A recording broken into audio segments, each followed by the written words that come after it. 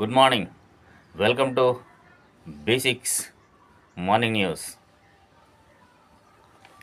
ముందుగా ఈరోజు వార్తలలో మన వెలుగు పేపర్ తీసుకుంటే వెలుగు పేపర్ తీసుకుంటే దాంట్లో పక్కాగా అర్హుల ఎంపిక దేనికి ఇందిరమ్మ ఇళ్ళది అన్ని పథకాలకు. అలాగే ఈ ఇందిరమ్మ ఇళ్ళ ఎంపిక ఎట్లా ఉండాలన్నాడా అనేటి అందుకోసం అర్హుల ఎంపిక కోసం వార్డు సభలు నిర్వహించాలి. గ్రామాల్లో గ్రామ సభలు, వార్డు సభలు నిర్వహించాలి. 4 స్కీమ్ల అమలుకు 15లోగా గ్రౌండ్ వర్క్ పూర్తి చేయాలి. కలెక్టర్లకు సీఎం రేవంత్ రెడ్డి ఆదేశం.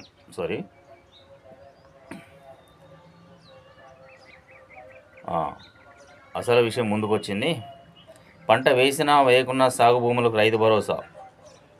పంట వేసినా వేయకున్నా సాగు భూములకు భరోసా. అదే ఇంతకుముందు రైతు బంధు ఉంది కదా, అది.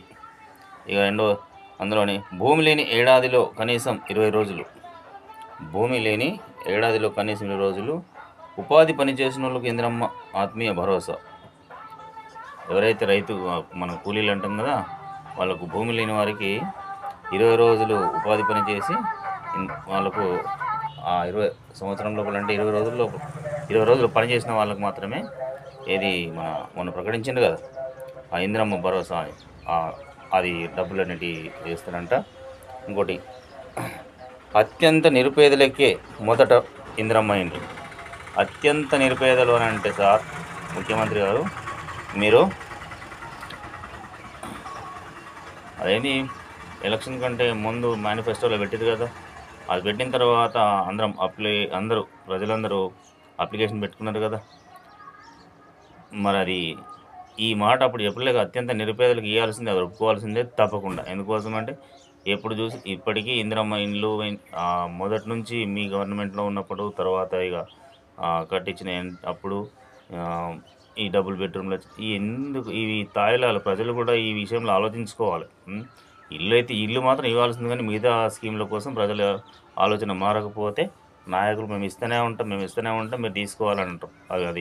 అది చాలా పెద్ద సబ్జెక్ట్. ఇంకో వీడియో చేద్దాం మనం కానీ ఆ విషయంలో. ఇంకా అత్యంత నిరుపేదలకి మొదట ఇందిరమ్మ ఇండ్లు, ఇది హర్షించదగ్గ విషయమే, సంతోషమే. కానీ కాకపోతే మేము ప్రత్యక్షంగా చూసినటువంటి కొన్ని దగ్గర అనర్హులకు కూడా వచ్చే పరిస్థితులు కనబడుతున్నాయి. అది మేము ఖచ్చితంగా దాన్ని బయటకు తీస్తాం ఎక్కడ అనేది.